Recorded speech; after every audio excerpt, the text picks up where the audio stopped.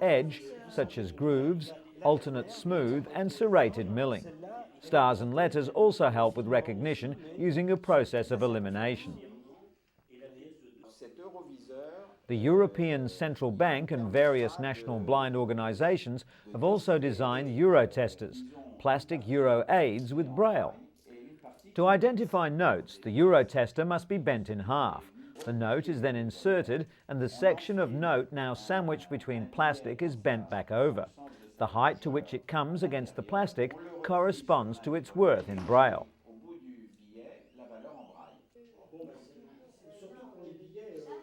Coins, on the other hand, are inserted into a narrowing groove. Their corresponding value is marked in braille at the point where they come to a stop. The notes are all different colours. They use large print for the denomination, and the position of the metal foil also differs. The European Blind Union also advises the use of wallets with several sections for notes and coins as an invaluable tool for blind people. This should reduce the initial confusion until people have had a chance to get used to the new currency.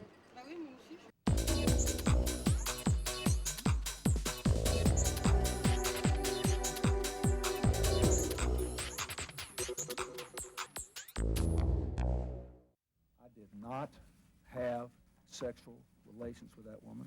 Lies. Ms. Lewinsky. Sometimes they can take months of investigation and millions of dollars to uncover. But cutting-edge technology from the Mayo Clinic may finally take the mystery out of deceit. According to doctors, when someone lies, there's a sudden warming around the eyes. The new device detects these altered heat patterns using high-definition thermal imaging equipment, which picks up on the subtle metabolic changes that can occur instantaneously.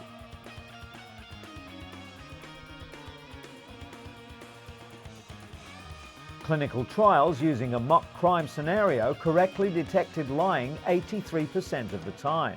The next step is to develop even smaller cameras and determine if they are as accurate.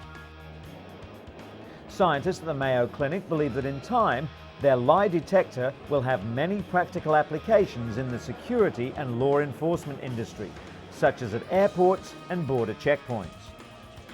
In theory, blood should rush to the eye area of liars like mini uncontrollable hot flushes, while the innocent remain coolly and calmly unaffected. The system was first used to examine metabolic rate, but suddenly researchers realized that it was so sensitive it could detect fearfulness. As soon as that was confirmed, they decided to see if it could detect lying as well. Experiments in which 20 people were randomly asked to stab a mannequin, rob it of $20 and then profess their innocence showed the technique to be as effective as any existing polygraph test. The thermal camera correctly identified 90% of the true innocence. While polygraph tests have long been considered too slow and cumbersome to be used for airport security, thermal imaging cameras might be a practical and reliable alternative. New technology has also come to the aid of cystic fibrosis sufferers who've been unable until now to travel far from home. CF patients like Kristen McFall are using a new medical device to fight the deadly disease. She's now able to live by herself and not depend on others for treatment. The airway clearing device is called the vest, and it helps clean the lungs of excess mucus by oscillating the chest wall repeatedly. Melody Green has had 2 double lung transplants. Unlike most transplant patients, she underwent daily chest physiotherapy to keep her lungs functional, but with the vest, it was no longer necessary. Of all the lungs donated each year, only 12% have actually been usable, but the vest was modified recently to ensure the organs were kept in optimal condition even before transplantation, and that means that more lungs will be available for patients like Melody. And an English company is offering drowsy drivers a quick fix solution to keep them alert and safe on the roads. The British Oxygen Company claims that a blast of oxygen is enough to wake the body. A driver simply pulls over for a moment and with the canister provided sprays some pure oxygen into their lungs. A According to AAA, drowsy driving is to blame for 100,000 serious crashes and up to 2,000 deaths every year in the US. Oxygen does provide the body with energy, but no study has shown that it can keep a tired driver alert. Robert Sinclair from the American Automobile Association believes there's no alternative to sleep. It only takes a second or two of what's called microsleep to spin off the road. Despite the warnings, the oxygen canister will soon be on sale at a cost of $5 a can.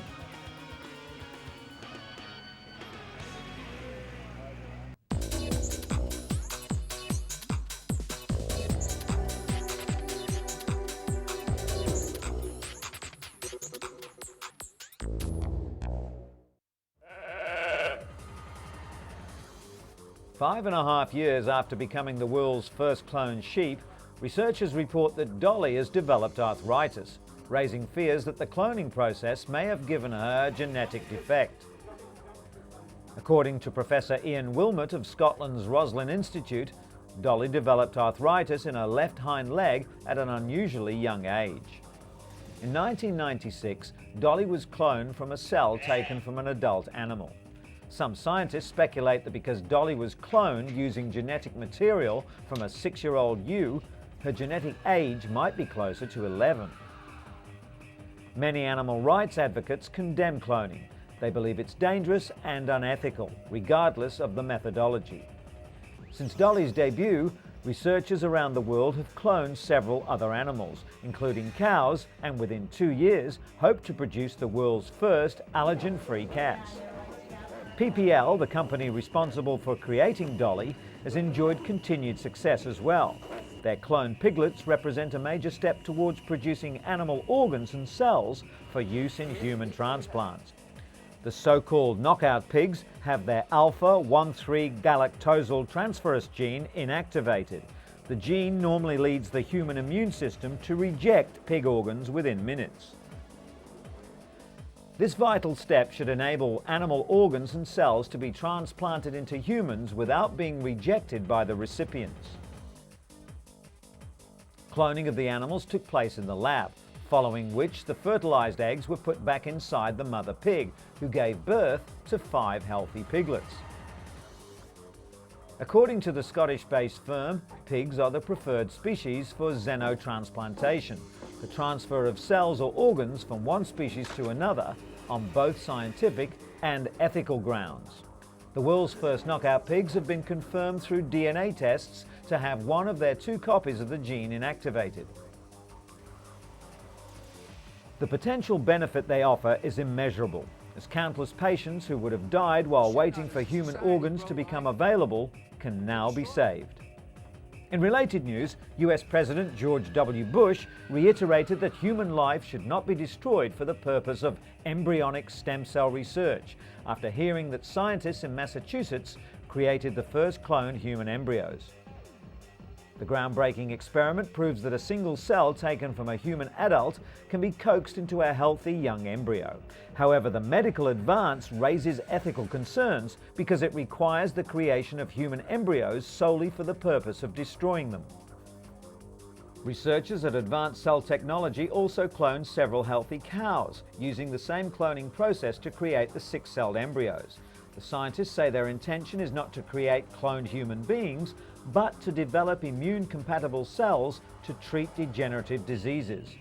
Although in August, President Bush announced he would allow limited funding for several already existing stem cell lines, some members of Congress warned they will work to prevent further research studies in the US altogether.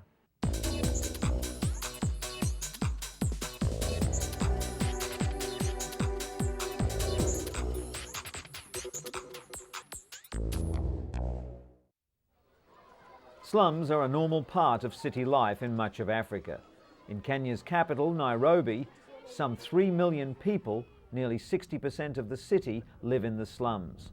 The biggest slum, Kibera, is one of the largest in sub-Saharan Africa, with an estimated population of 700,000. Lack of drainage or any proper sewer system creates numerous sanitation problems. Almost all toilets are pit latrines, not much more than a hole in the ground, used by as many as 10,000 people. While the women do their best to keep the outhouses clean, the waste ends up in the gaping sewers, leaving disease to stalk the local population. Filthy sewer water is then pumped directly into nearby streams, spreading disease to other communities along the river.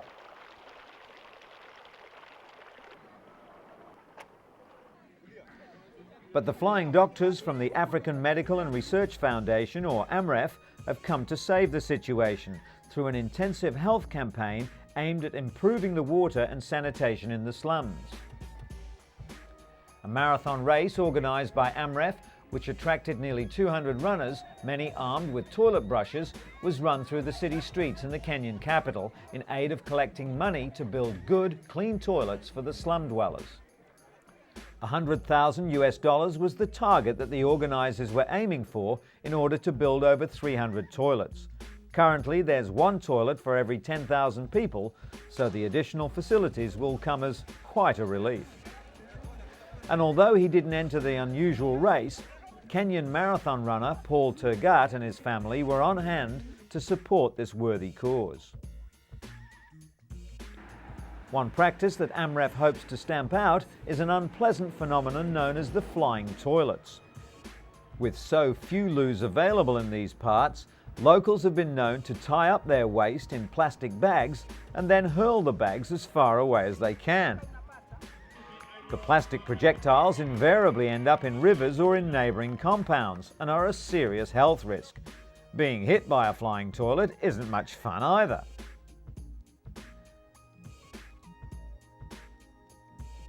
Race winner 20-year-old John Cutio told the crowd that he too comes from Kibera and will benefit as much as anyone from the day's event.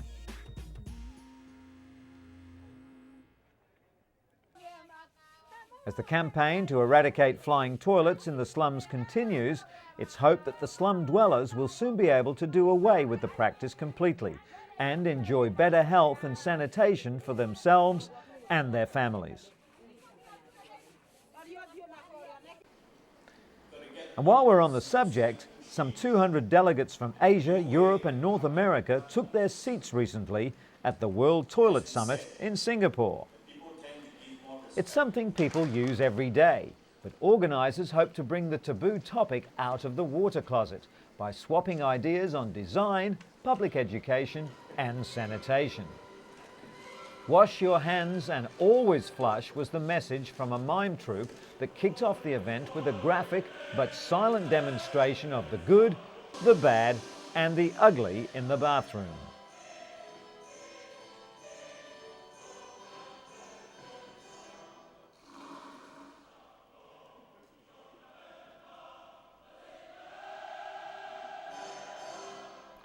Singapore is already at the forefront of enforcing toilet etiquette with fines for not flushing and automatic devices that sense when to send the water surging.